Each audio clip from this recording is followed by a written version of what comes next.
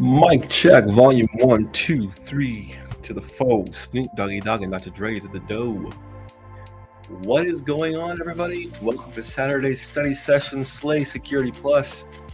I hope everybody's doing well this post-Thanksgiving, American Thanksgiving holiday weekend, or for some people, depending on where you're watching this, maybe it's just a regular weekend for you. Hope you're enjoying yourself. How are you doing out there? Let me know in chat.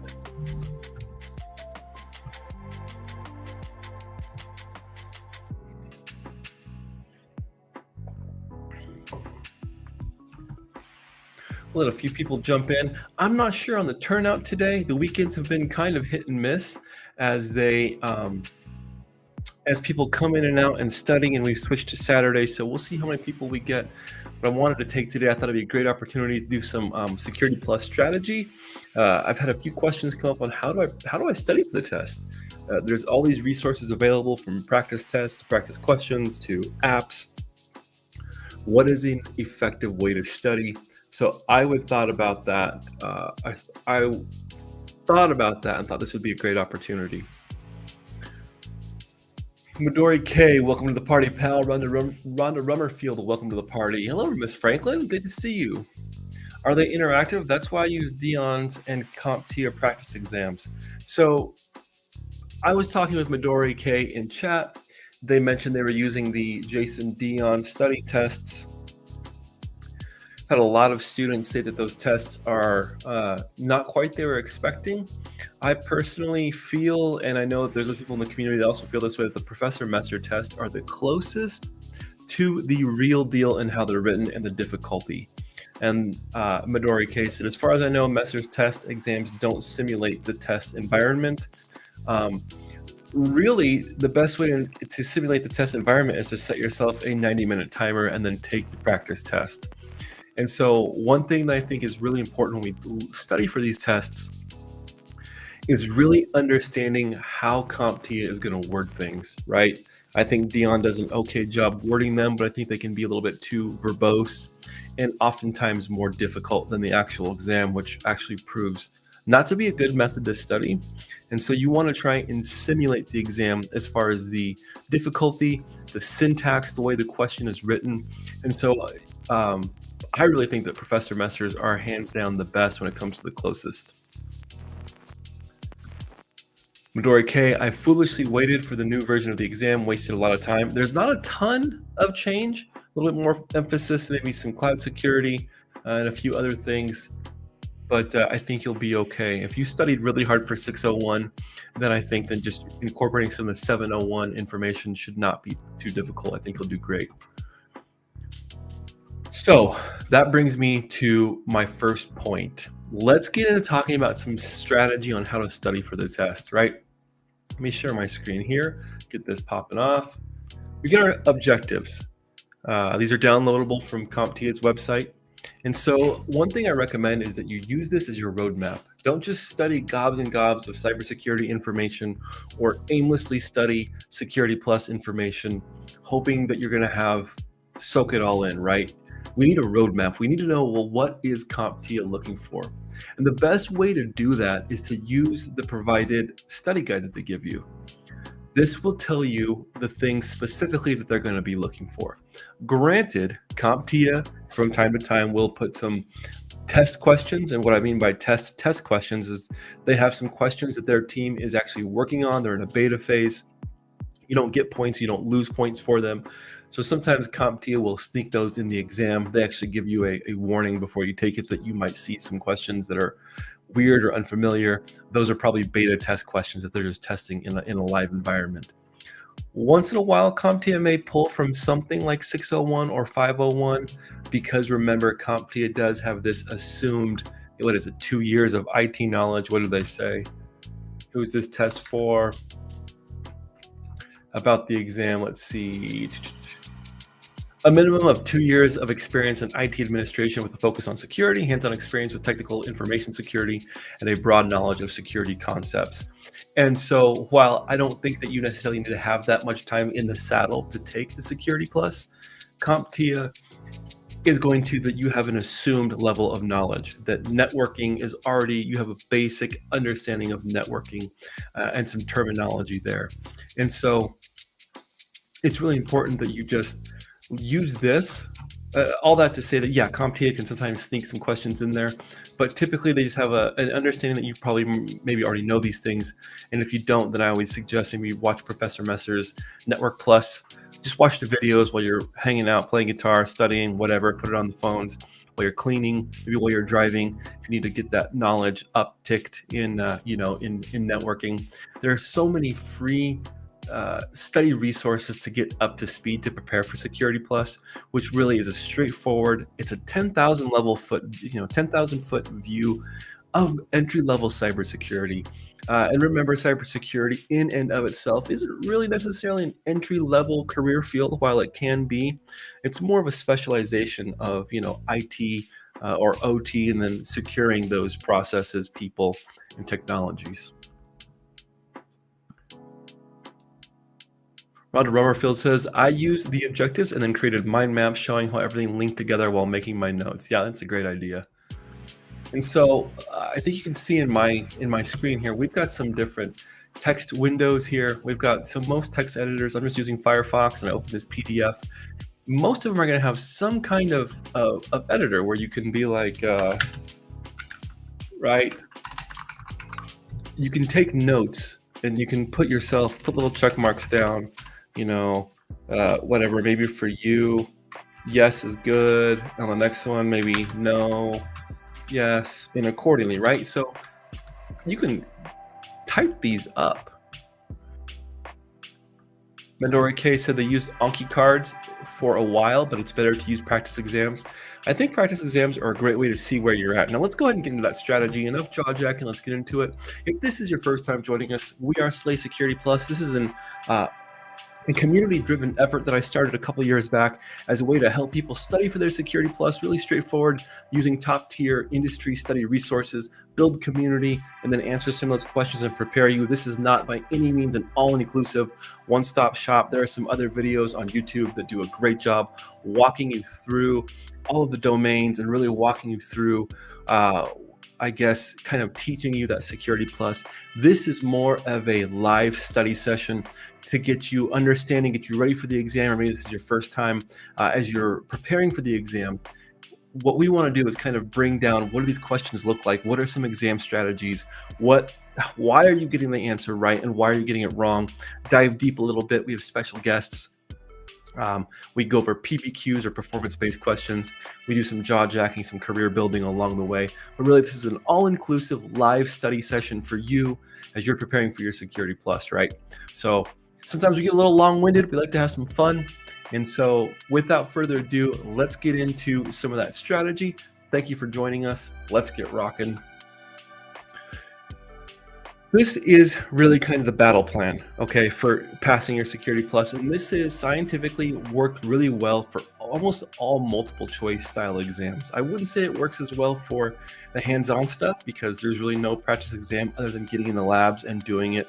But for your Security Plus, Network Plus, SSCP, the CC from ISC2, this is a great method for doing that. And like Midori K said, the Anki cards, which are going to come into play here in our chart, are great. What we want to do is start with a practice exam right out the gate, whether it's Dion, Messer, something from CompTIA. You want something that is good and that really mimics the style of questions you're going to get. And you want to sit down, if you can block out 90 minutes of your day, sit down and just take it in one shot.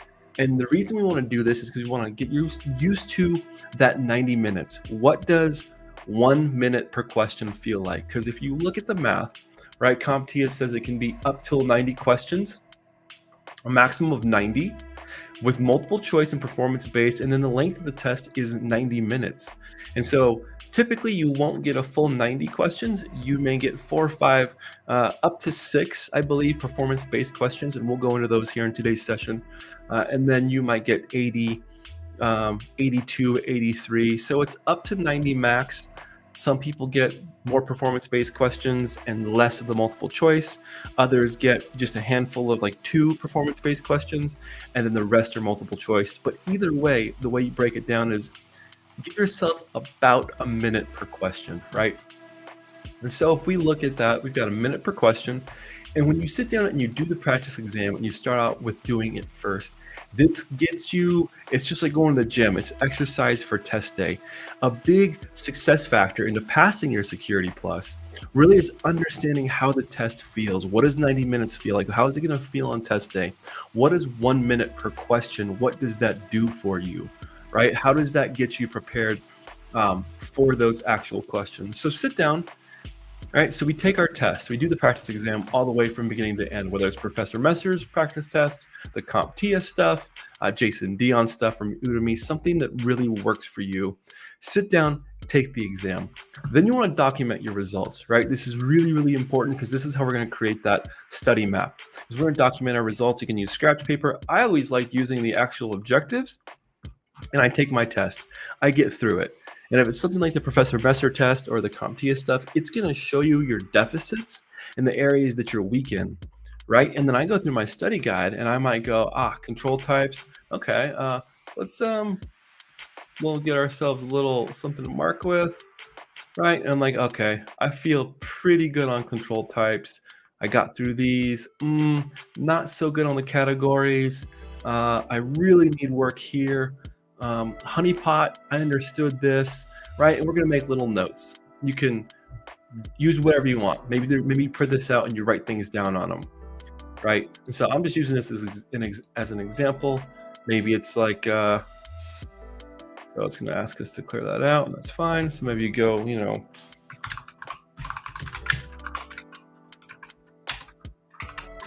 right? So maybe you're typing your notes here on what to do, what works for you. Now, after we've documented and we go through our practice exam, right?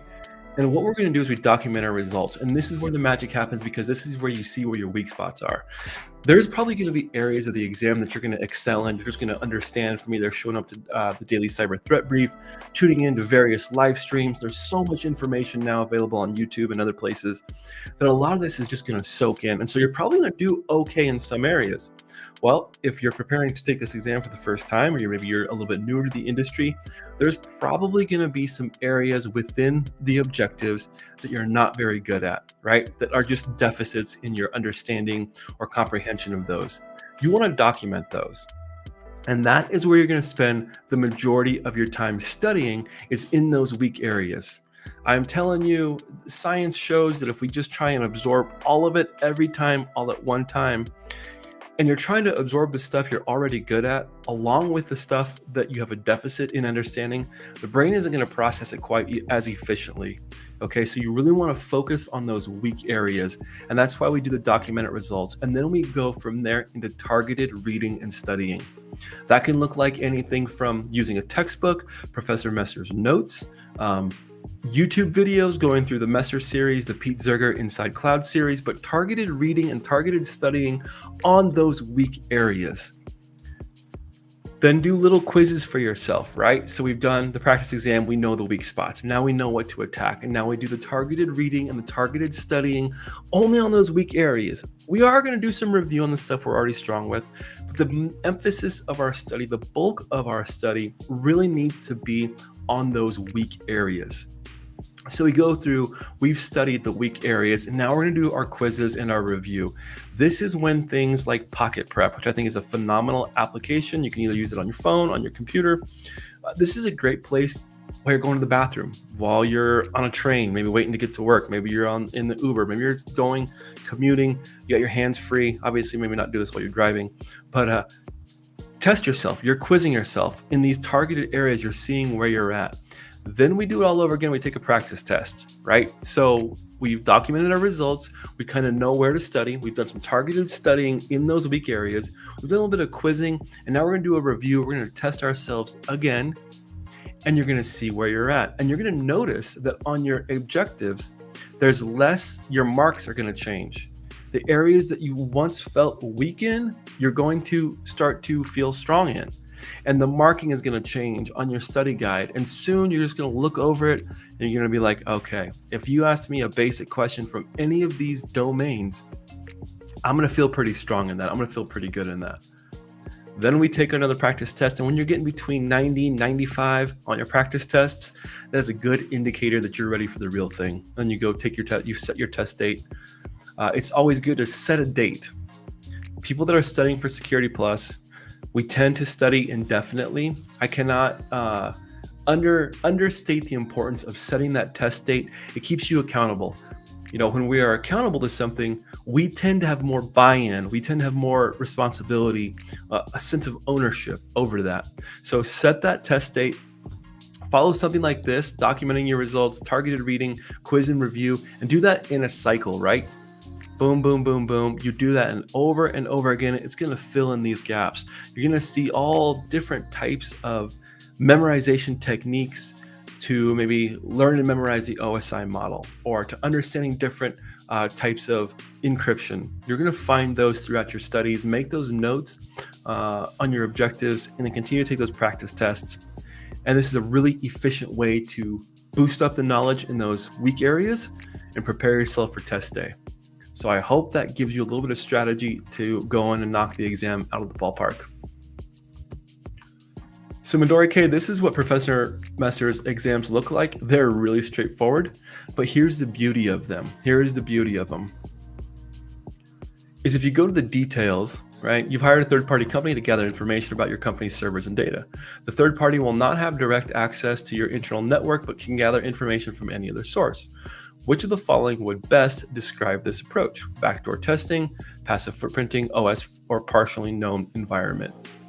So, you know, you have maybe the paper version, maybe you have this, you make your mark.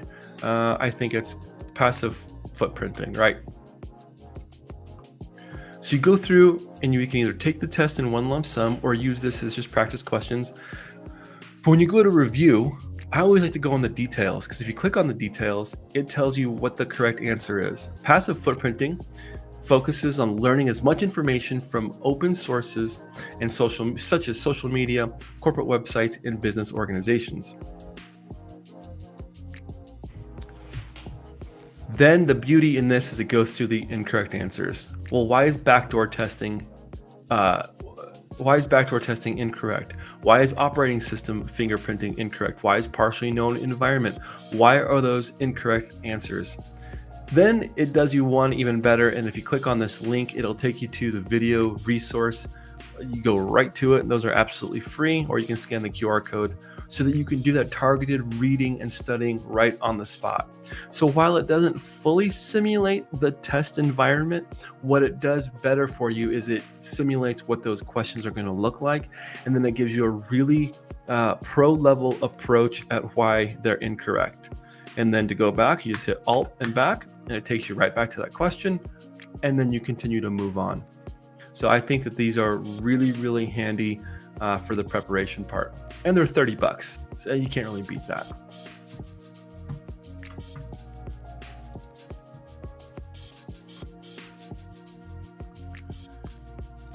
PBQs, or performance-based questions. You've heard a lot about these in the Security Plus space. What do they look like? Let me direct your attention to Cybercraft. I do play a lot of guitar, as you know, said a million times. So if you look up, if you all Google Cybercraft performance-based, he does what we're going to do and walks through these performance-based questions, which is great because there's not a lot of places that really give you that in-depth view on what do the PBQs look like. I don't even know what to expect.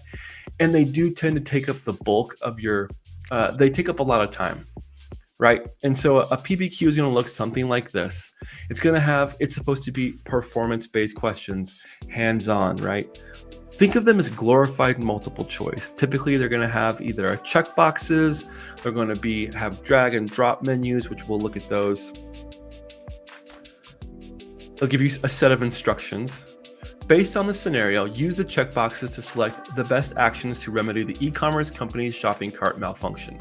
So So we know there's an e-commerce company, it's got a shopping cart, it's having a malfunction. From a security standpoint, from a cybersecurity standpoint, let's take an assessment, and then we're going to fill this out as we go along. It's really important that you answer as many components of the PBQs as possible, and always click around and seeing what everything does. There are people that have missed a question because they didn't know they could click something. They were unsure on the functionality of that question.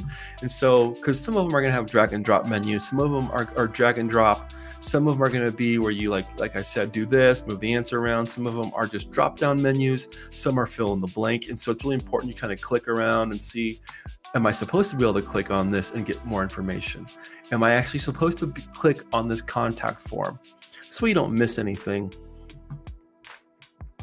It's highly advised. Now, this isn't the all be gospel on how to take the exam, but it is advised that you go through the multiple choice first and then come back and tackle the PBQs. Unless you see something right out the gate that you just answer right off the spot. Some people like to go through the multiple choice and then kind of go back and fill the PBQs as they go along. But for the most part, the rule of thumb or the rule of wrist, for all of you Boondock Saints fans out there, is to do the multiple choice first. This will get the cybersecurity juices flowing, and this will sometimes, and in a lot of cases, will help you answer some questions or parts of the PBQs that you may have been unsure of if you just come into them hot. So let's look at our scenario.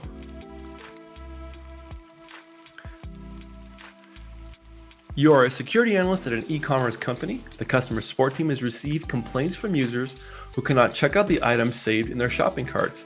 A server administrator disabled several security controls while urgently troubleshooting the issue. This is very common. While the shopping cart now works properly, you must identify the disabled controls and identify ways to prevent similar problems in the future. Okay, so we've got a e-commerce website. The systems administrators have disabled some of those security controls to restore the functioning. And so now the e-commerce site works great. The shopping cart component works great. But now we've got some security issues here. Tasks: identify and revert the security issues. List each security feature that the technician might have disabled or loosened, which need reverted back to the original settings. Tighten access controls, audit and documentation, and then future prevention. Okay. Seems pretty straightforward. After noticing, so we'll go through each of these as a team, and you feel free to drop your answer in chat. I know there's not a ton of us tuning in live this afternoon, and so if it gets a little bit quiet in the chat, I'll just click the answer what I think is best, and maybe we'll smoke this question and absolutely slay it, or maybe it'll take care of us, and we'll have to go back to the drawing board. Either way, let's answer this.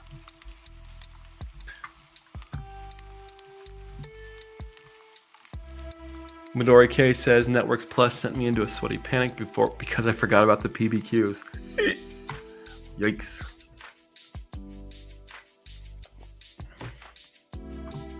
All right, here we go. After noticing several disabled security features, can I make this any bigger? A little bigger.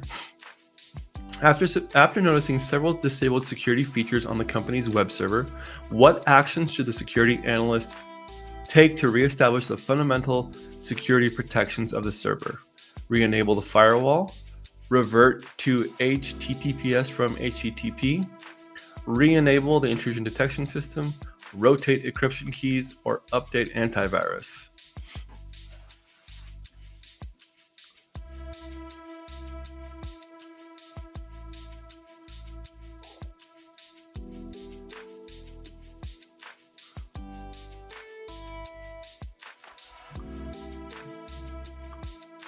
It is Turkey weekend. I figured it'd be a little quiet today, but I still want to get on here and help where we can in case somebody is taking the test soon. They stumble upon this video and maybe they can get some insight. Well, we definitely probably want to re-enable the firewall.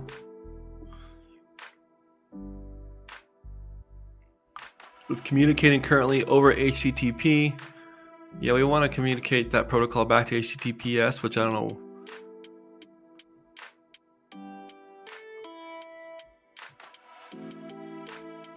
Re-enable the IDS, yeah, I want to do that.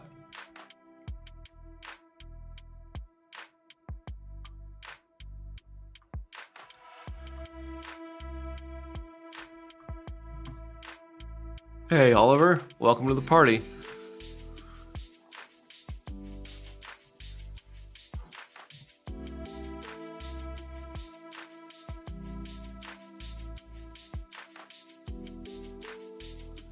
This seems like an all of the above type of thing, but, you know.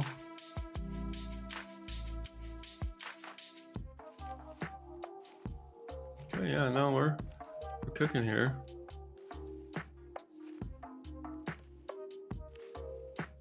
Rotate encryption keys. I don't know.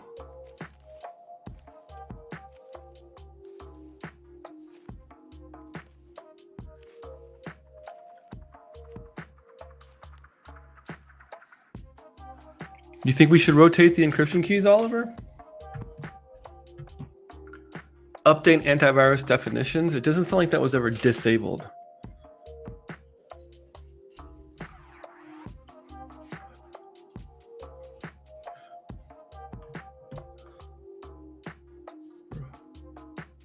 Re-enable, so that was disabled. Re-enable, so that was disabled.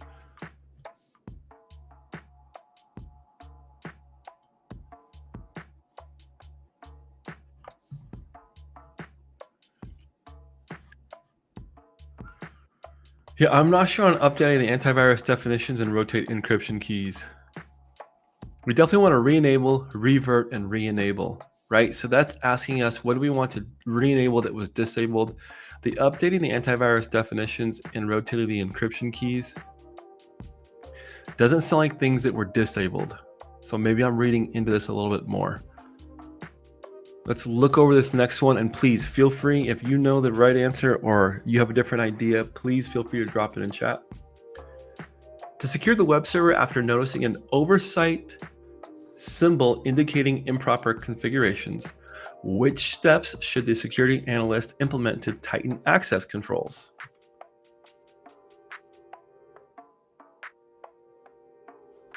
So it's giving us, okay. So we've got the 4 questions, and then here's our 4 tasks. So the first one was identifying revert security features. List security features that the technician might have disabled or loosened, which need reverting back to the original settings. The rotating of the encryption keys and the updating antivirus doesn't sound like something that was disabled. Tighten access controls, the one we're currently on. Provide examples of how the company should tighten the access controls on the web server. Okay.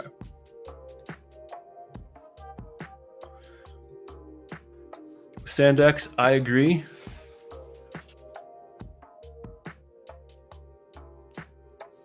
Implement role-based access controls. Yep, I agree, Midori K. Midori K on the first question says firewall, HTTPS, and IDS seem good. I agree. Because we're trying to work within the confines of this specific scenario. That's great. That's a great takeaway.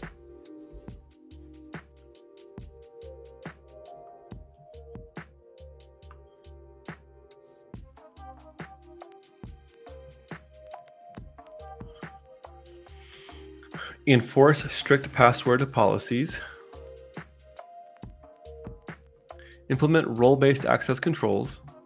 Implement network segmentation. Review and update permissions regularly. And set up a whitelist.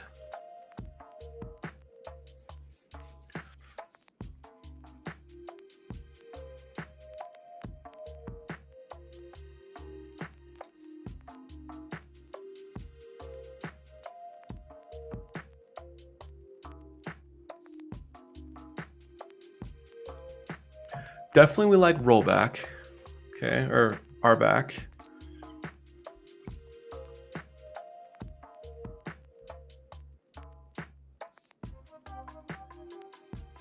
Provide examples of how the company should tighten the access controls on the web server.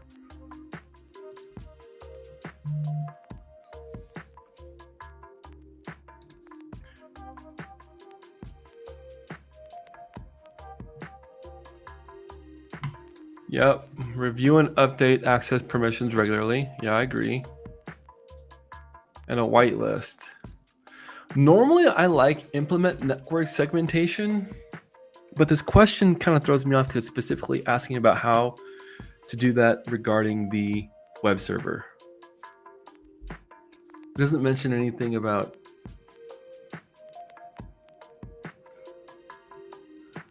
the administrator, changing the infrastructure of the network.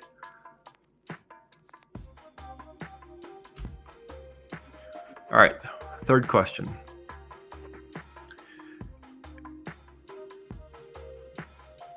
In chat, let me know if you think we should add network segmentation to this answer set on the second question.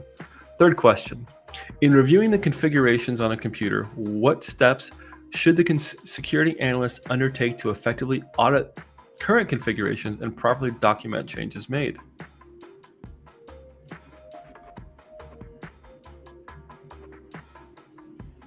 In reviewing configurations on a computer, what steps should the security analyst undertake to effectively audit the current configurations and properly document the changes made?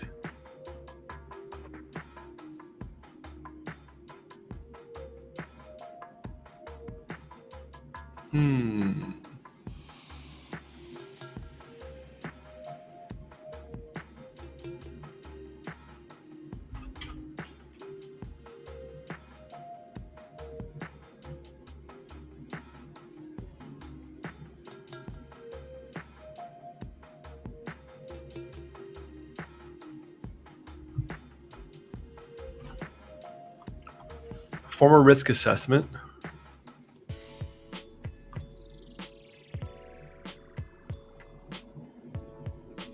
I like compare current configuration with a known good baseline. Yep, surely. Midori K is right on point with that one.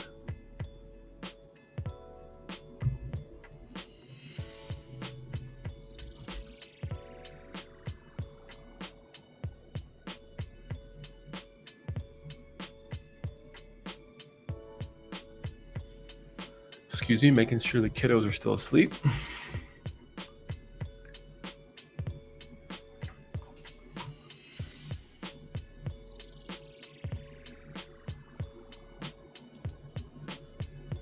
Review logs to identify changes. Document detailed change log and rationale.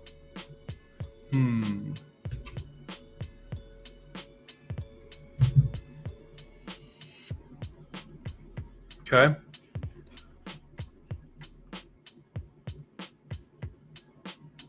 I don't think conduct penetration testing is going to be an answer here. That's not what we're trying to do.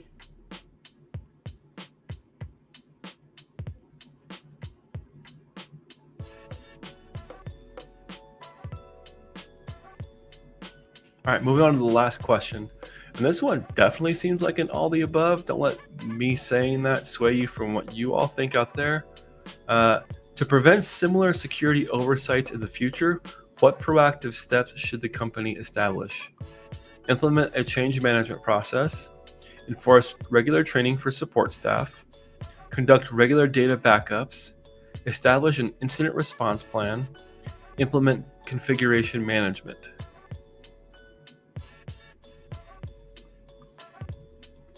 Hey, the Rich 464 joined late. Happy Thanksgiving, American friends.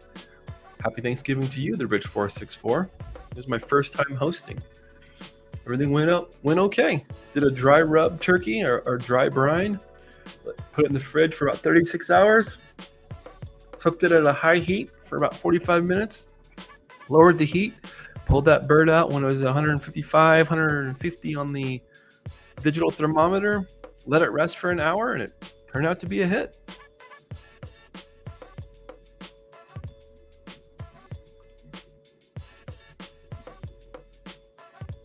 Got to go taking the kids to a Girl Scout Xmas parade function. That is awesome, Midori K. I respect that. Have a wonderful time at the parade function. We're going to keep on studying. We're going to get through this. And thank you, Midori K, for hanging out. To prevent similar security oversights in the future, what proactive steps should the company establish? Well, we definitely want to conduct regular data backups so that if something goes down, we can establish from a known good save spot. Implement configuration management. Agreed. You want to establish an incident response plan. This one definitely, I agree with you, Sandax. Seems like an all of the above. I'm going to go with that. Let's send it and then move on. I think this looks pretty good. We're re-enabling all these things that the that the system administrator had taken down.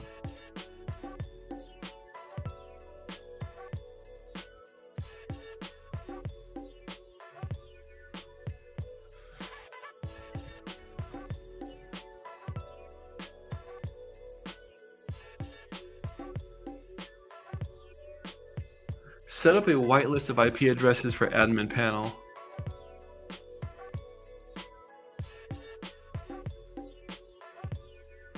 It's either that one or implements network segmentation that needs to be switched out. So we'll see. Yeah, Oliver coming in hot saying to establish an incident response plan. I agree. Implement a change management process. All right, let's send it, team.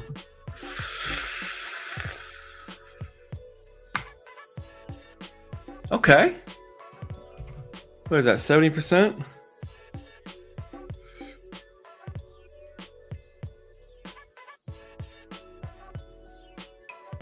%. I like that. All right, let's look over some of these. Let's just see.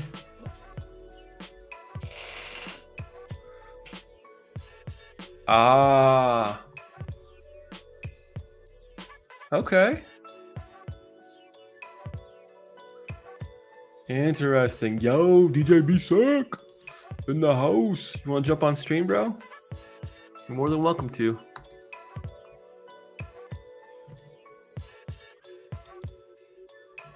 So we got the first one correct.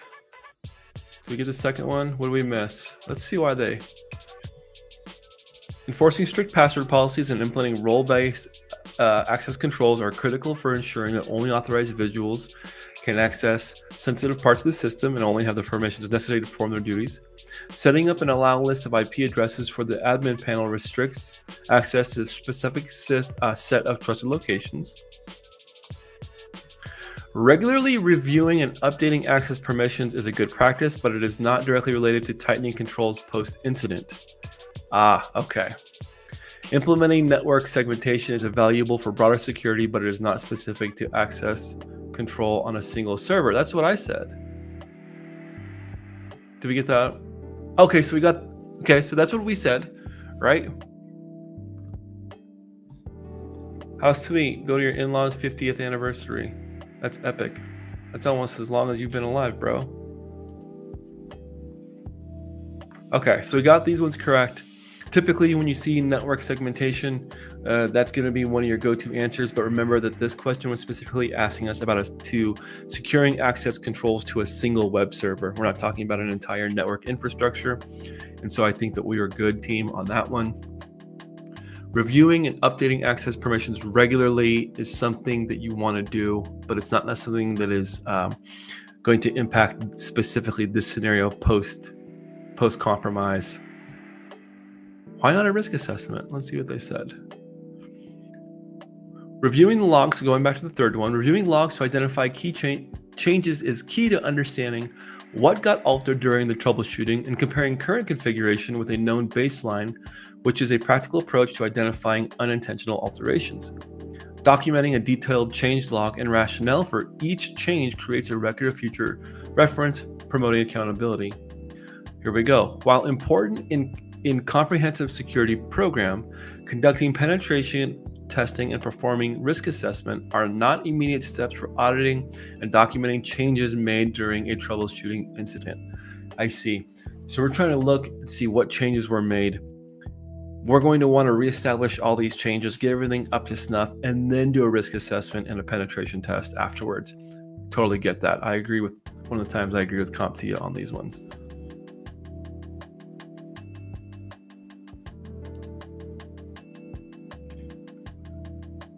I'm not old, you're old. I think we're like the same age, dude. Implementing change management. So going back to the last question on this, to prevent similar security oversights in the future, what proactive steps should the company establish? We said conduct regular data backups and establish an incident response plan.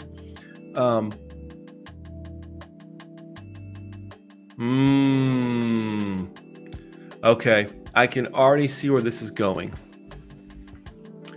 Here it says proactive. Both incident response plan and restoring from backup are reactive. It's already happened. Implementing a change management process is proactive because we're looking at those changes before they happen. Enforcing regular training for support staff, it's because we're being aware of it. It's proactive.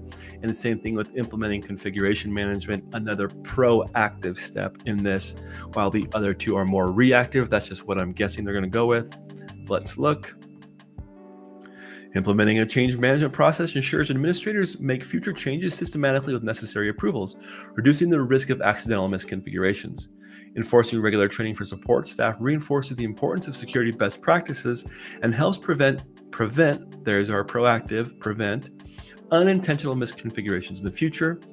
Configuration management involves systematically managing and controlling changes to an organization's systems, software, and processes. It ensures any changes made to the system are well documented, tracked, and tested to prevent, again, here's that prevent, unintended consequences. And then here we go. Conducting regular data backups is vital for disaster recovery, but it does not address the prevention of misconfigurations. And again, establishing incident response plan is crucial for organized responses to security incidents, but not specific to preventing issues related to temporary changes made during troubleshooting. Cool. So hopefully that helps. I think that was a good question.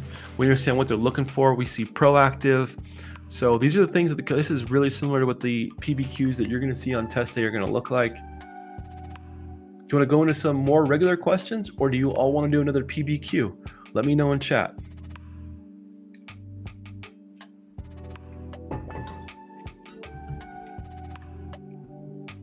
See a few people have jumped on. Welcome to the party. If you're just joining us, we are Slay Security Plus, the community-driven initiative to help you study for your Security Plus and build community along the way. While you let me know if you want to do more PBQs or go back to regular test questions, I'm going to pay some bills. We are sponsored by Simply Cyber. Thank you, Dr. Jerry Ozier, for your time, your mentorship, and your sponsorship. I want to give you a shout out. Let's pay some bills and come back. Are you feeling lost in the vast world of cybersecurity, overwhelmed by technical jargon and confusing career paths? You're not alone. That's why I built Simply Cyber. Hi, I'm Dr. Gerald Ozier. Come join Simply Cyber, your supportive and inclusive community for navigating the exciting world of cyber. There's so much to take advantage of. Master the skills you need with Simply Cyber Academy, offering in-depth courses aligned with the GRC analyst role. Never feel isolated. Connect with fellow cyber enthusiasts and professionals in our thriving Discord server. Ask questions, get feedback, share your journey. Check out the Simply Cyber YouTube channel, delivering insightful interviews. What are your thoughts around, web app pen testing as entry level? And I included bug bounty here because that's very accessible to everybody. Practical skill demos and daily cyber threat briefs, all hosted by industry experts. There's so much more to discover. Are you ready to join the community and empower your future? Visit simplycyber.io/socials for all the links and start your cyber adventure today. Boom. Dr. Jerry Ozier, the Simply Cyber community, continue to equip and level up cybersecurity professionals through engaging, actionable content. Absolutely love it. Absolutely love it.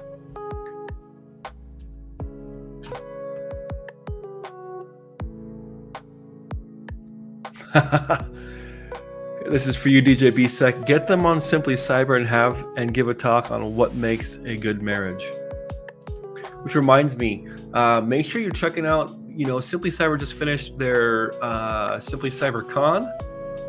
So make sure you check out the Simply Cyber Con YouTube. Check that out to get all of the talks.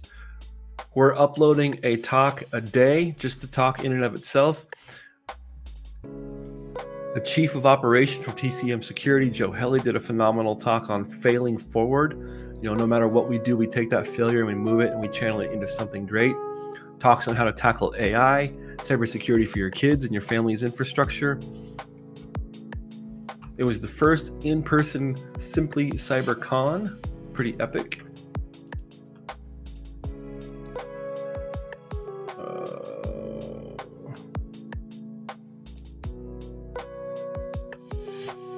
I got to take my practical SOC Analyst Associate exam this month.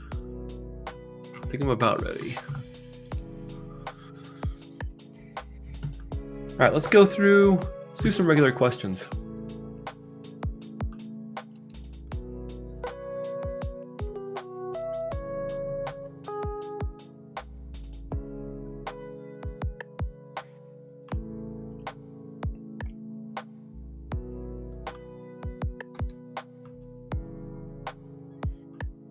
"21 questions. We've got about 21 minutes left before I need to jump into dad mode. I can do some musical. I can work on my equipment and do some songwriting.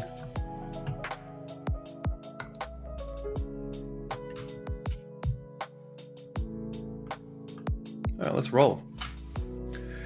The IT team in a large company has recently completed a comprehensive inventory of all hardware, software, and data assets.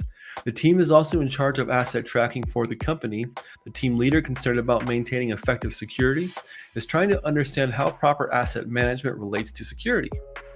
Which practice would directly contribute to enhancing the company's security posture through effective asset management and tracking, which is something I am specifically doing right now in my day-to-day as a cybersecurity specialist. Hoping for that promotion to cybersecurity engineer. Boss, if you're listening, you know I've been working, I've been learning.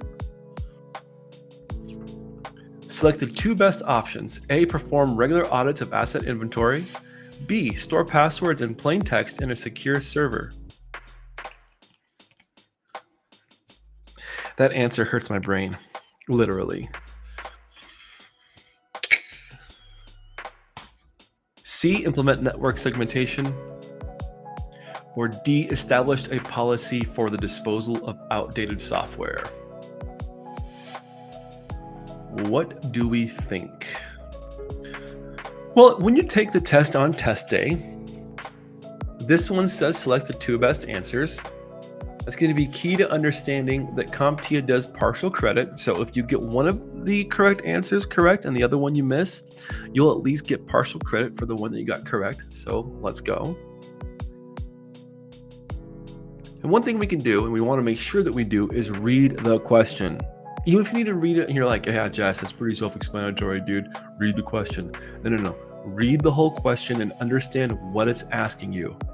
It is really easy, and you're going to notice this in your practice exams, and give me an amen in chat if this has happened to you, where you're reading one of these practice questions and you get about 3/4 through it, and maybe there's like 5 or 6 words left, and you think you know what the question is asking you, and you answer it and you get it wrong because in those 5 or 6 words, or maybe you skipped part of the question, it was asking you something just a little different than maybe what you had presupposed, right? So it's super important that we read the whole question.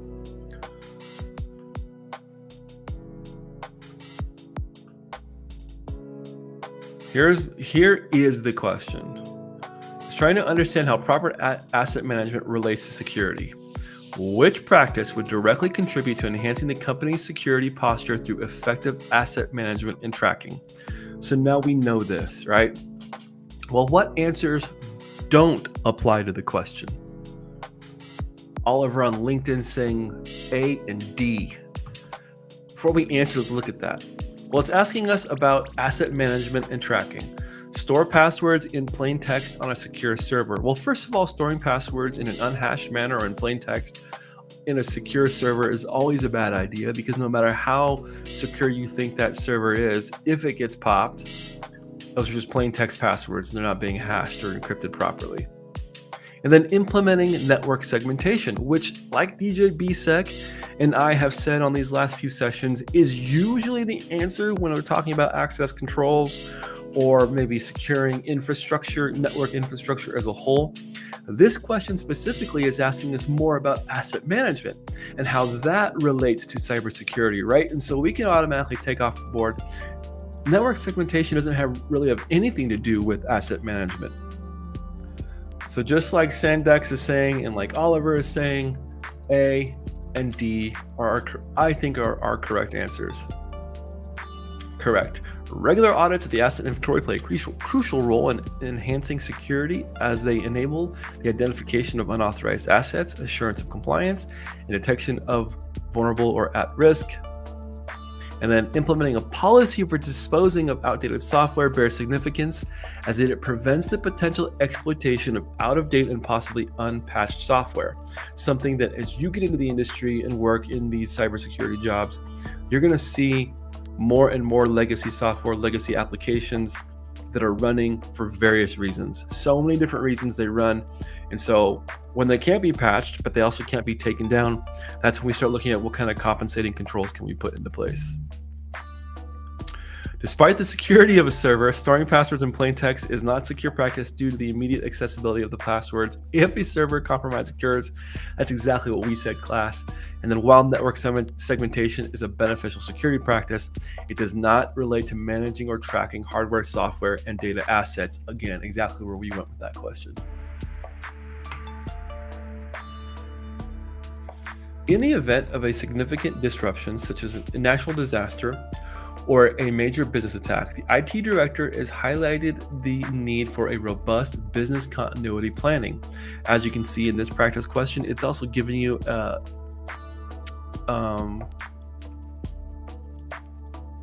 BCP. You want to memorize those. The director stresses the key to priority is to guarantee that essential operations can continue with minimal downtime. What is the primary goal, here's that acronym coming in, of BCP in safeguarding the organization's vital functions in accordance with the IT director's emphasis? A, critical business processes remain operational during and after disruptions, super important.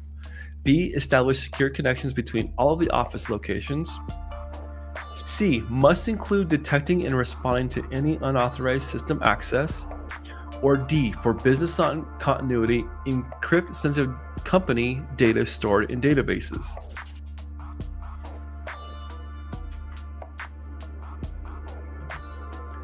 In the event of a significant disruption such as natural disaster or a major cyber attack, the IT director has highlighted the need for a robust BCP. The director stresses that the key priority is to guarantee that essential operations can occur with minimal downtime. So we know what our objective is. We need to make sure that operations can continue with minimal downtime.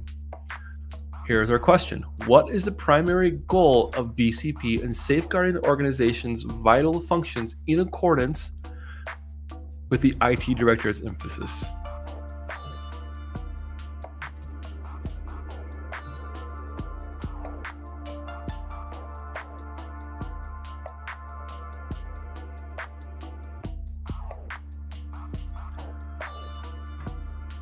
I don't like D, for business continuity, encrypt sensitive company data stored in databases.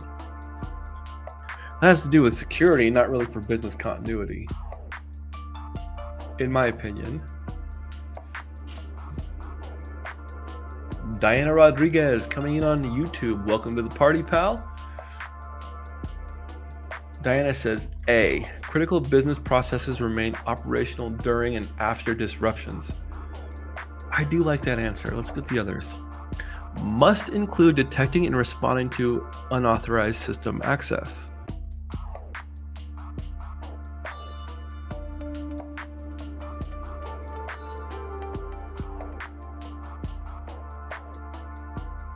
Diana says A. Oliver says A.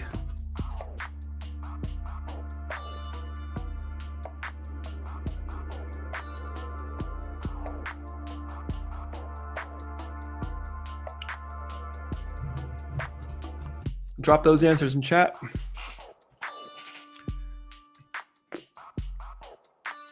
The director stresses that the key priority is to guarantee that essential operations can continue with minimal downtime. What is the primary goal of business continuity planning in safeguarding? The primary goal is that critical business processes remain operational during and after disruptions. Good afternoon. Just found you this AM. This morning, you guys are a lifesaver. This is my first time ever seeing anything about CompTIA, but I'm taking it in February. Let's go. Welcome to the party. We are doing this every single Saturday at 4 p.m. We may bump it to 5 p.m. Eastern Standard Time to give more people time to show up. Diana, we go through legit practice questions.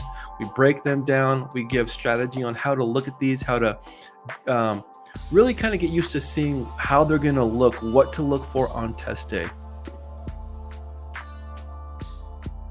So thank you for being with us, and we hope to see you again. That's awesome. Good. Kiddos are asleep. That's what I like to see.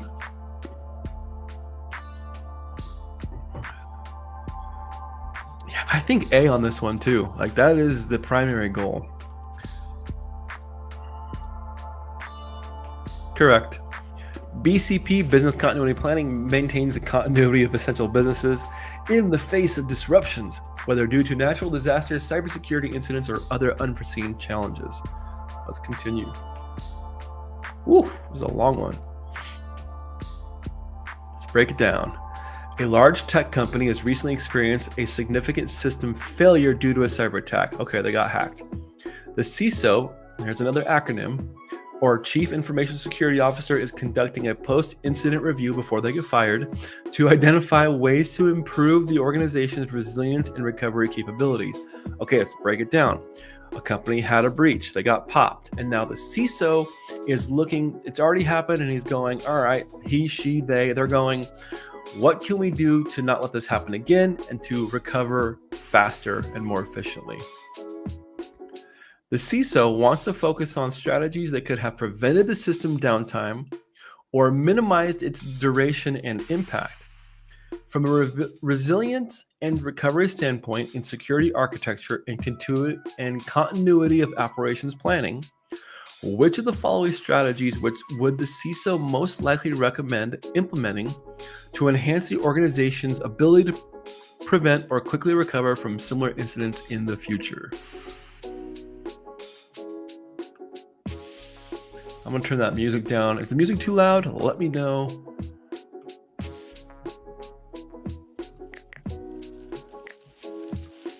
Let's go with cinematic for a little bit and turn it down.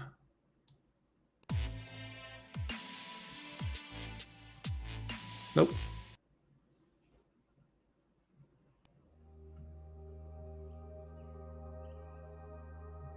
That's going to put me to sleep.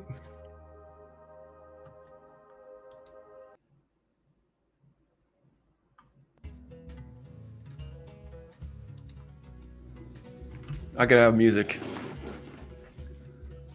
If it doesn't help you guys, I don't see the D option. Sorry. Our answer is expanding the IT team with more developers, investing in stronger firewall system, establishing a redundant data center, or D, implementing a detailed incident response plan. Okay. So they got popped. Now the CISO wants to focus on strategies that could have prevented this system downtime or minimized its duration and impact. So either prevented or minimized how long it took to get back online. From a resilience and recovery standpoint, this is key, from a resilience and recovery standpoint in security architecture and continuity operations planning, which of the following strategies would the CISO most likely recommend in implementing to enhance organizations to prevent or recover quickly from similar incidents in the future?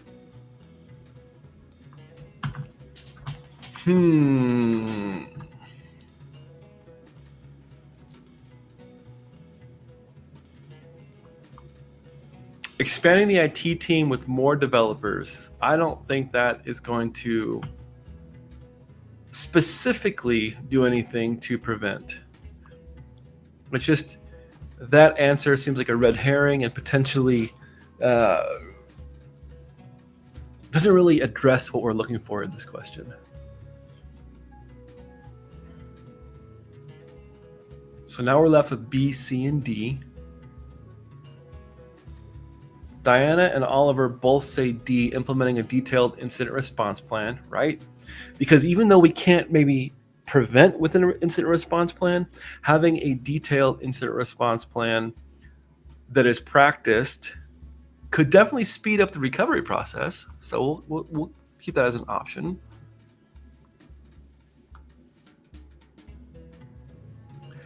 Establishing a redundant data center.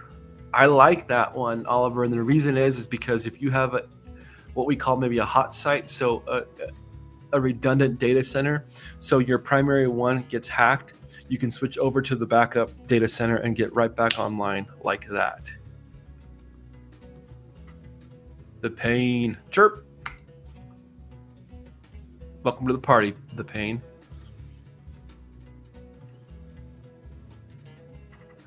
Investing in a stronger firewall system.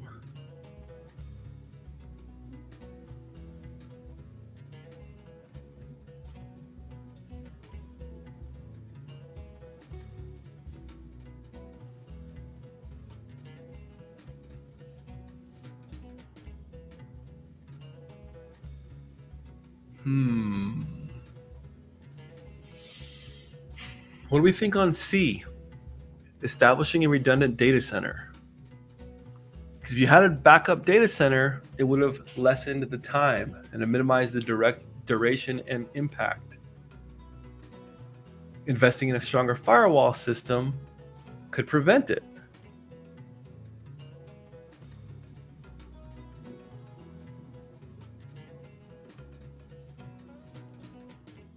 Now, I know we're saying D, but I wonder if it's B and C.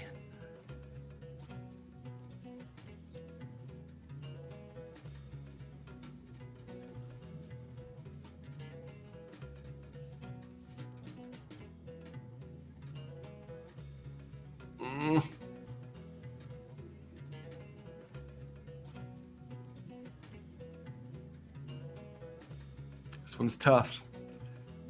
All right, put some answers in chat. And I'm not going to go with what I think. I'm going to go with what you, the class, thinks. What you are. You all out there are Slay Security Plus. So you put what you think.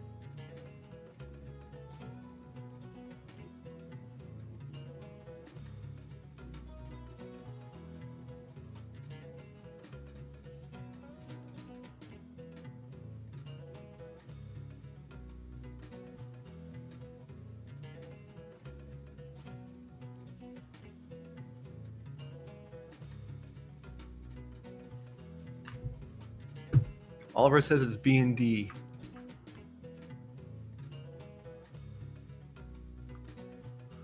The Pain says, I watched a few of your recordings while studying for my Sec Plus I got earlier this month. Let's go, baby. LFG. You can share credit with Professor Messer. Boom. I'm all about that Professor Messer life. That's awesome, The Pain. Congrats. B and D. Attila, welcome to the party. Oliver says B and D. Diana says D. Everyone's saying B and D thus far that's participating.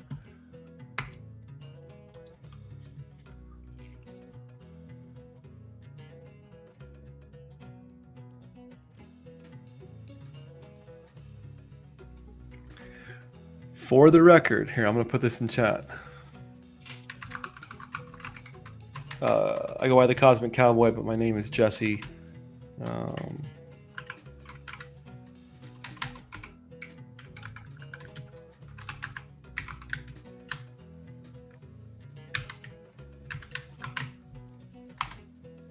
I think B and C. All right, let's go. Let's send to B and D and see what happens. Oh, it should have been C and D. All right, let's review this question. So I was correct in the redundant data center, and you all were correct in establishing the incident response plan. We collectively as a team were incorrect in the implementing the secure firewalls or better firewalls. Let's look at why. So we got this one incorrect. Investing in a stronger firewall system. Though enhancing firewall systems can fortify an organization's capacity to fend off certain cyber attacks, it does not directly contribute to resilience and recovery. Interesting.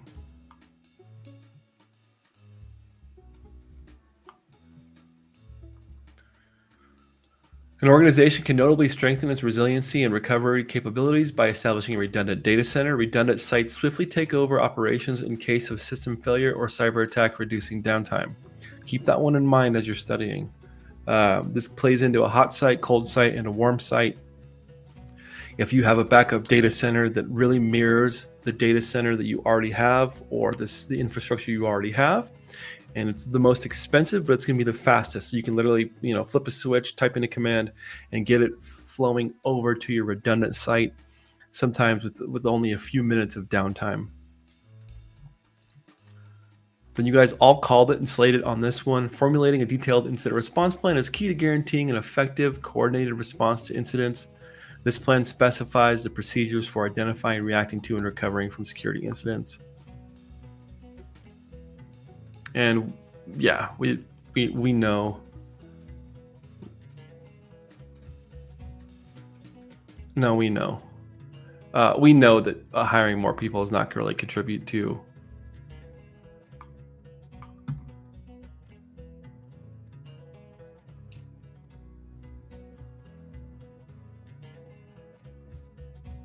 Okay. C and D, I get it. I see where CompTIA is going with this one. The firewall, I mean, they do help.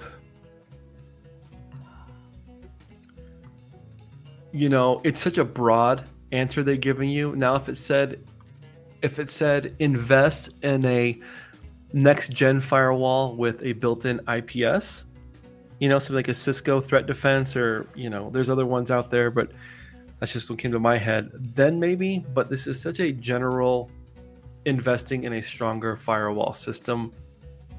What if that firewall only has an IDS built in, so it's only going to detect? It's not going to do anything to prevent. It's not going to do anything to respond. It just detects and then gives you an alert. Whereas these two, 100% will, establishing a redundant data center, that's going to minimize downtime, and it's going to minimize the impact that the attack happens.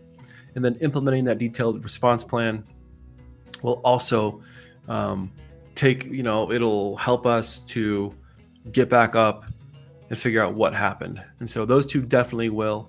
And so I definitely see where CompTIA is going with that one. Moving on. A leading financial institution is enhancing its security infrastructure by revising user access controls. The IT department, in collaboration with a security team, deliberates on the essential principles to guide their implementation efforts. A primary focus is on ensuring proper authentication and authorization mechanisms are in place. Which of the following measures should the IT department integrate to ensure users are both authenticated and authorized before gaining access to sensitive resources? Select the best two. A, implementing multi-factor authentication. B, assigning role-based access controls. C, using a single shared password for all users. Or D, relying on facial recognition for guest users. And while you put the answers in chat, a few things will break down. Is this concept of authorization and authentication. Remember, when we go back to the objectives, we see this here is something you're going to really want to understand, is this authentication, authorization, and accounting, right? Well, what's the difference between authentication, authorization, and accounting? Remember that authentication is proving that you are who you say you are, or the system is what a system says it is. The authorization part is key because that really determines what level of permissions a person or a system has within an organization or an infrastructure. And then the accountability part That is that non-repudiation part, logs, logging, understanding what happened, when it happened, who did what.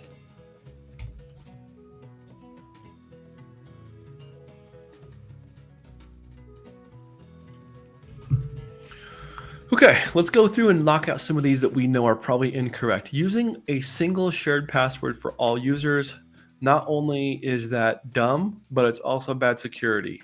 So it's dumb and it's bad security, which means not the right answer. Attila B is saying A and B. Sandex is also saying A and B. Let's look at number D, or option D, and maybe talk about why that's not relying on facial recognition for guest users. Well, what are we doing for the not guest users? Just letting them on willy-nilly? That doesn't fly with me. That answer there seems doesn't seem complete. It doesn't solve what we're asking. I agree with the team. Sophie Rodriguez, welcome to the party. Also says A and B. I agree. Diana, if you're still there, what do you think?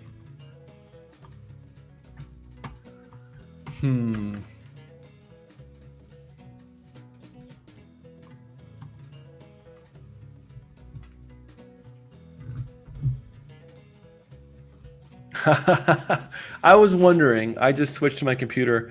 I am Diana Sofia Rodriguez. Beautiful. Everybody says A and B in class. I'm with everybody else in class, A and B. Let's send it. Those answers are implementing multi-factor authentication and assigning access controls are back, right? And now we talk about, well, what does each one solve? The MFA, that solves obviously the authentication part because you can prove you are who you say you are. And then the role-based access controls, that's going to determine the level of authority that you have within a system. So those two. Perfect. Boom. Got it. Okay. A multinational corporation wants to ensure the security of its digital assets. The IT department focuses on refining its hardware and software asset management practices as part of its initiative. They analyze the potential security implications associated with properly managing these assets to guide their actions. Which actions contribute directly to improved security through effective hardware and software asset management in securing digital assets? Select the two best options. A, regularly updating software to the latest versions. B, ensuring every workstation has a dual monitor setup. C, tracking and documenting all hardware assets in a centralized inventory system. And D, installing multiple antivirus tools on each system.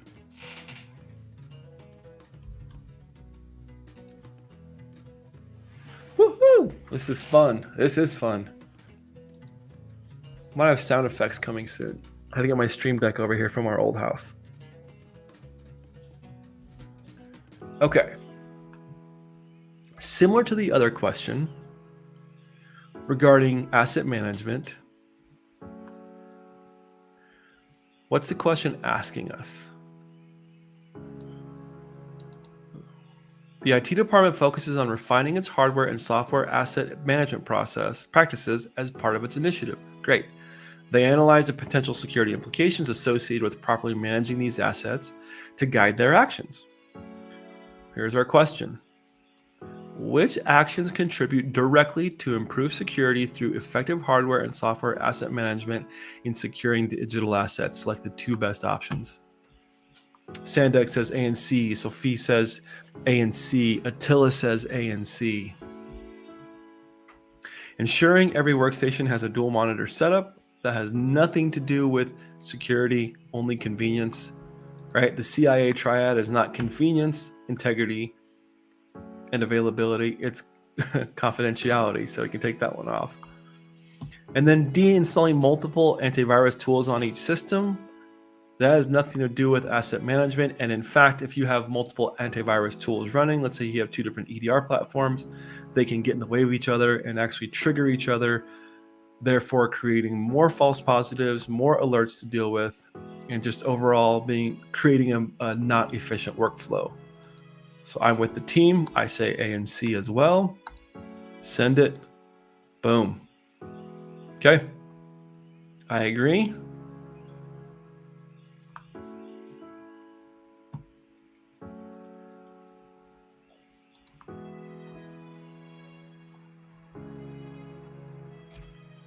All right, moving on. A healthcare organization stored sensitive patient information. The Data Protection Officer, or DPO, so here's another acronym as we're doing these practice tests, so you can start to cross-reference them, maybe on the on this guy, right, on our objectives. The DPO wants to implement strategies to manage these data assets effectively, ensuring they remain secure from unauthorized access. What strategies should the DPO employ to understand and enhance the security posture of the data assets and ensure the organization adheres to best practices in data asset management? Select the two best options. A. Conduct regular data audits. B. Implement data classification based on sensitivity. C. Increase the volume of data storage. D. Purchase new servers for faster data retrieval.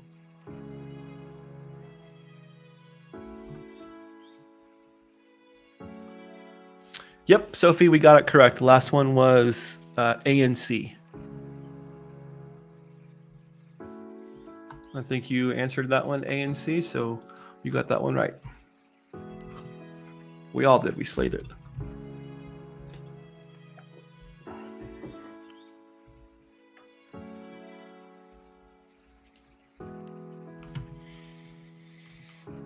Sandex coming in hot, quickly saying A and B. Oliver saying A and C on this one. We've got our first difference. Up, changing. Good to see you, Root. It's been a minute.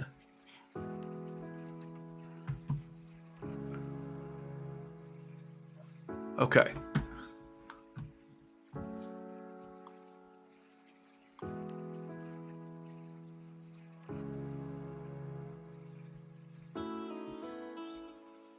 Purchase new servers for faster data retrieval. I don't think that's a correct answer. Process elimination. This isn't talking about effectiveness of data retrieval. This question is not asking us about updating or upgrading or anything like that. This question is asking us, which strategy should the DPO employ to understand and enhance the security posture of the data assets and ensure the organization, adheres to best practices in data asset management? Well, conducting regular data audits lets you know where you are, where your landscape, what kind of data you have. And then implementing the data classification based on sensitivity. I think those are both great options. Root says, thanks, good to be here. Well, it's good to have you. Yeah, I think A and B. We got a few people that said A and C. Increase the volume of data storage. So let's go back to how CompTIA here says select the two best options. And let's just say that you selected A and C. Well, let's see what the correct answer is first. We all say A and B. Okay, that was correct. Let's say you selected A and C if you're going to take your exam. Remember that CompTIA gives you partial credit, so you're going to get credit. It says select the two best options. Well, you did. You selected one of them, and then let's say you selected one of these, which wasn't the best option, but maybe was an option that could work. You're going to get credit for the one that you got. You're not going to miss out on the entire question. So you get partial credit for those questions. All right, moving on. An IT security consultant is reviewing the advanced data protection strategies of a multinational corporation. The corporation recently experienced a significant data breach that affected one of its primary databases, leading to the significant downtime and loss of trust amongst its stakeholders. The consultant notes that while the company has robust preventative measures, its resilience and recovery procedures need enhancement.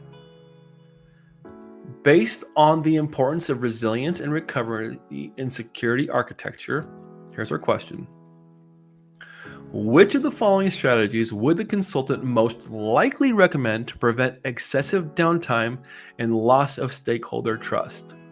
A. Implement redundant storage with an automated failover capabilities. B. Increase the frequency of employee cybersecurity training sessions. D. Deploy additional intrusion prevention systems at all network entry points. Or D. Purchase and install the latest antivirus software for all end user devices. This is a pick one.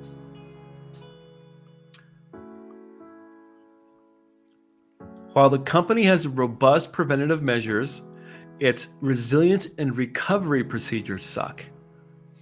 Based on the importance of resilience and recovery, so that's exactly what this question is clearly leading us to, which of the following strategies would the consultant most likely recommend to prevent excessive downtime?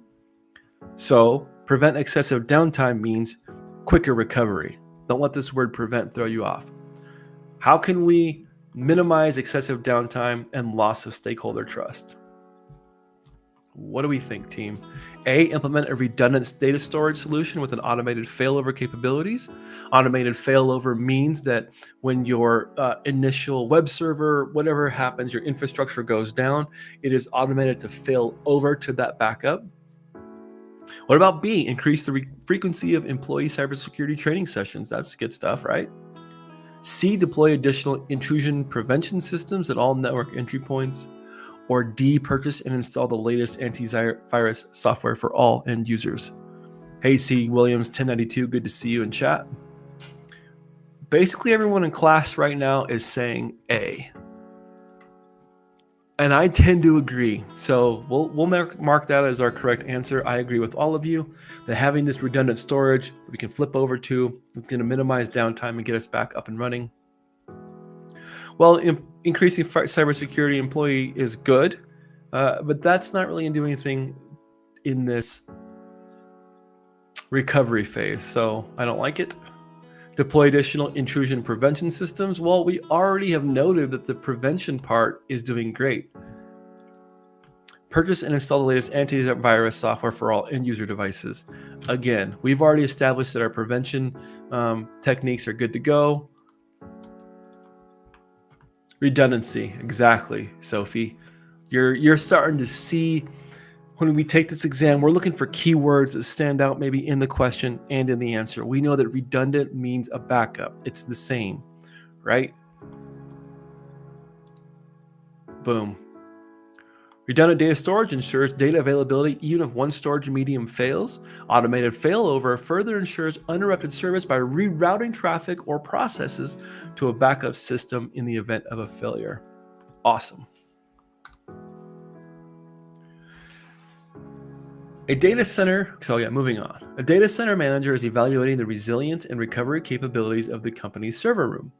The manager wants to ensure that in the event of power fluctuations or outages, the company's servers remain operational and maintain data integrity.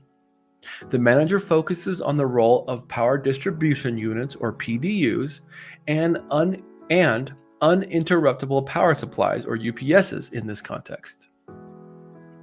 In enhancing the resilience and recovery capabilities of the server room considering power interruptions, which primary function does UPS provide to the servers that directly support this goal? A, it distributes the power to multiple servers simultaneously. B, it filters the power, removing noise and surges. C, it provides temporary power to prevent data loss. Or D, it monitors the power usage, altering for overconsumption.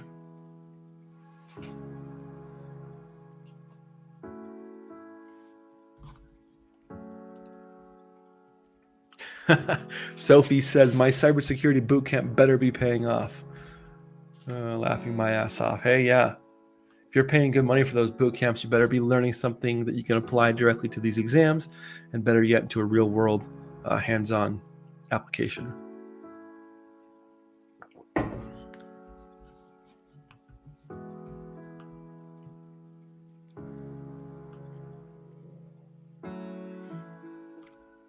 So this is the manager focused on the role of power distribution units, right? PDUs that can distribute power to all the various areas that we need it. And then an uninterruptible power supply, or UPS.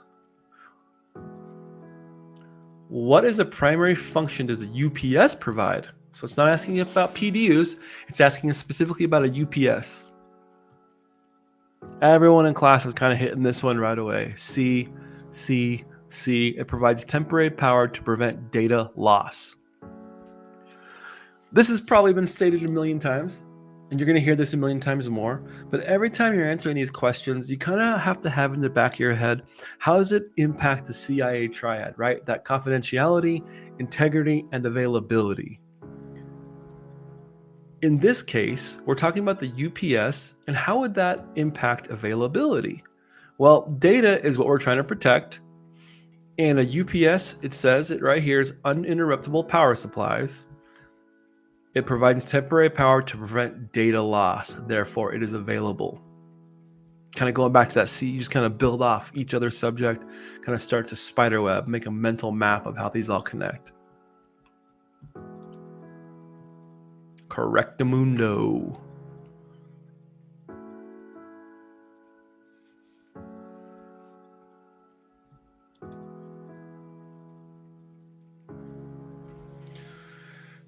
And we're going to pause. This is going to be our last question.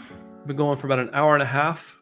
Let me know in chat, the few of you that are here that are answering questions, would bumping this session up an hour to 5 o'clock Eastern Standard Time be good? Would that help? Do you think you'd be more, would that make it easier for people to show up? Or do you like this 4 o'clock time? Or we can even bump it up just a half an hour. It seems like more people show up a little bit later, so closer to that 4:30 Eastern time versus the 4 p.m. Let me know in chat while we smash out this last question. It's rated as difficult. Let's see what we can do. A global finance company faced a massive cyber attack. The attacker successfully bypassed perimeter defenses, firewalls, and encrypted a significant portion of the company's stored financial records. Now, the company's incident response team quickly intervened, neutralizing the threat. Now, the CISO, who is going to get fired, focuses on implementing strategies to enhance resilience and ensure a rapid recovery should a similar event occur. Considering the company's recent incident and its determination to bolster resilience, and advanced data protection, which of the following actions should the CISO prioritize to most directly ensure the organization can efficiently recover from similar cybersecurity events in the future? So this is all about recovery, right? I don't see anything preventive. Let's reread the question, kind of break it down.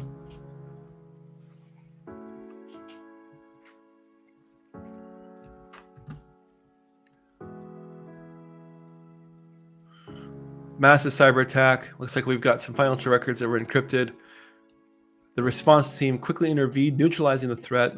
Now the CISO focuses on implementing strategies to enhance resilience and ensure rapid recovery. All right, so we're not talking about prevention. It is all about resilience and how are we going to recover.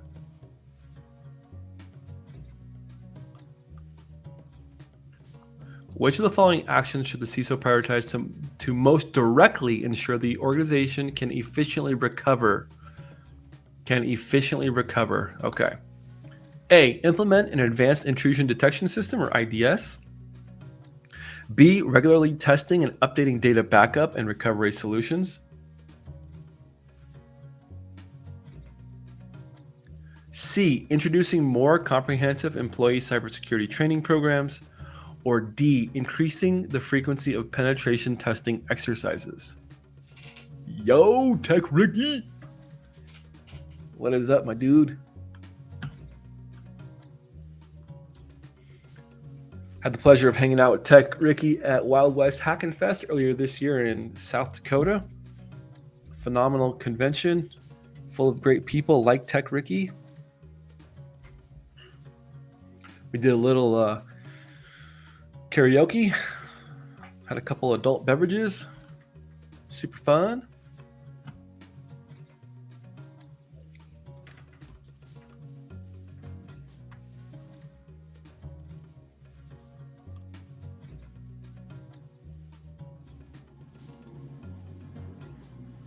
Attila B says, I'm new here, so I didn't know when the session starts. Now that I know, I'll be here next Saturday. Let's go. Yep. Saturdays at 4 p.m. Eastern Standard Time. Outside of my kids making me sick or something crazy holidays, we are here pretty consistently, whether it's 0 people streaming with us, we've got 500,000 million in chat. We treat it the same. This should be hopefully somebody just like you all can stumble upon this as you're preparing and take some value into your exam, maybe build some community, maybe meet somebody else. Everyone's saying B. A couple. Yeah, we had a couple.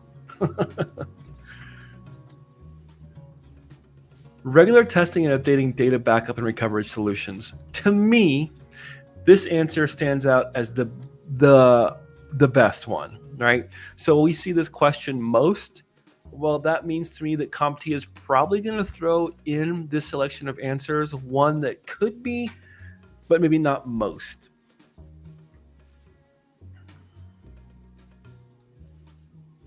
Sophie says, thank you for taking time to help us succeed.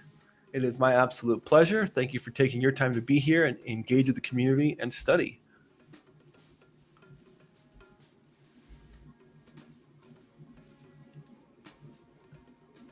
I agree with B, though. Oliver says C. You want to drop in chat why you think C? Maybe you're right. I think B because it says regularly testing and updating data backup, which that has to do with recovery, right? And recovery solutions. We're testing them. We're breaking something and then we're seeing how quickly that we can jump back into it. Increasing the frequency of penetration testing exercises. You know, pen tests are really good. I'm a red teamer at heart. It's kind of where I got my start is in penetration testing. And I find that pen tests are really proactive in showing people where they need to fix things so that if they are breached, you know, I feel like pen tests are a little bit more preventative than they are reactive, but that could be the answer because the more you see how bad it is if you get breached, you get to see if you have the right resiliency and the right recovery things put in place. Yeah, Sophie was kind of thinking the same thing, it looks like. I was thinking D, but it says most. I think D could be one that you might get partial credit for. C could be one that you get partial credit for. But I think regularly testing and updating the backup and recovery solutions. Remember, testing the backup, updating the backup solutions, this testing part could be in the pen testing part. And so that kind of covers D in that answer. So we're all on the same page. We think B. Let's send it. Green is good. Let's go.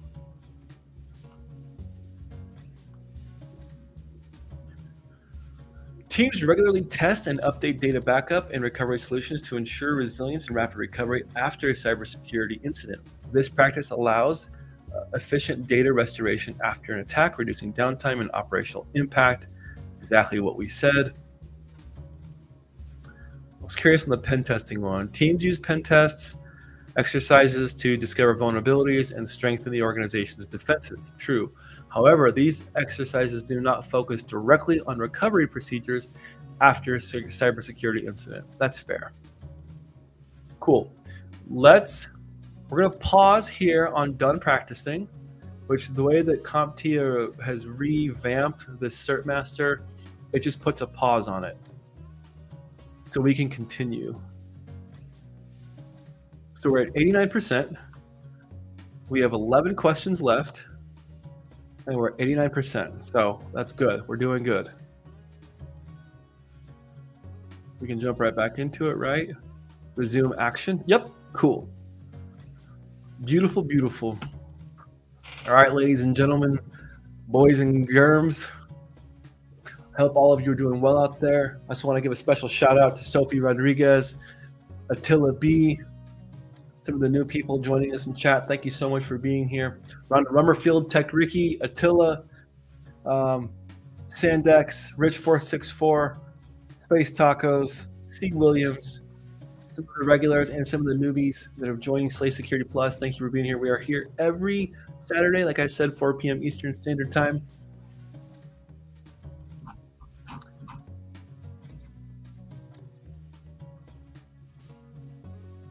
Not bad for my first time. Not bad at all. Come back next week because these questions are going to start to get pretty tricky. They start getting into what they call expert.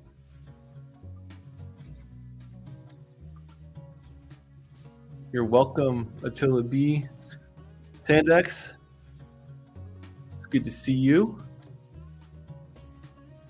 You're a regular. This was a good session. We got a lot done. See you next Saturday.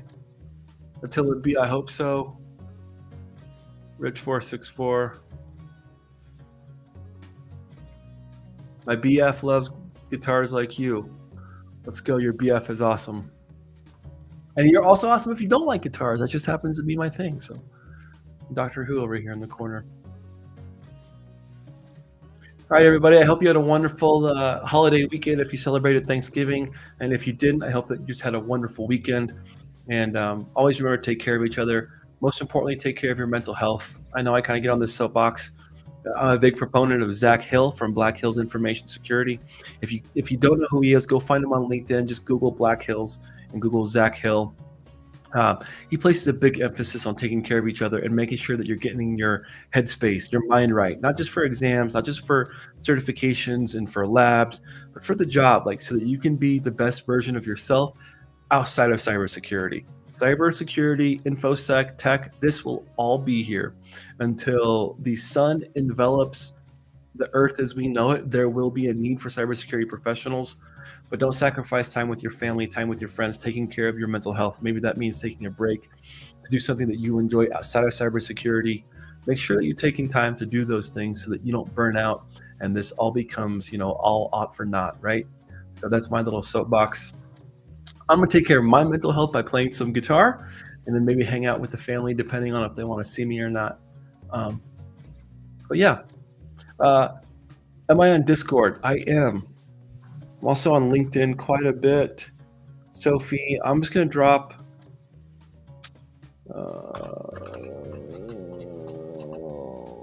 where's my